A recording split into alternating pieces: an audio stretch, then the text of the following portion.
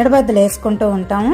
సంవత్సరం పొడుగుని నిలవ ఉండే ఆవకాయ అయితే వేరు, ఇది వేరు. ఇంకా పచ్చడి బద్దలకైతే ఇలా మామిడికాయ ముక్కలు అయితే ఇలా గాజు సీసాలో కోసేసుకుని ఉంచేసుకున్నాము.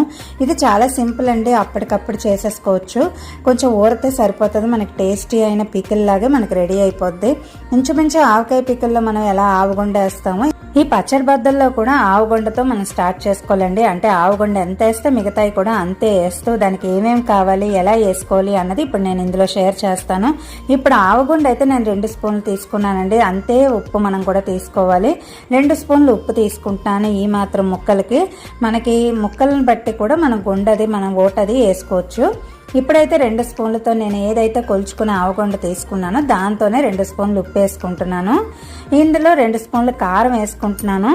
అన్ని ఈక్వల్ క్వాంటిటీస్ అండి. ఇంచుమించు మనం ఆవకాయ పెట్టిన వాళ్ళకి ఎక్కువ పెట్టిన వాళ్ళకి ఎలా మనం కొలుచుకుని అలా సమానంగా వేసుకుంటాము. ఇది కూడా అప్పటికప్పుడు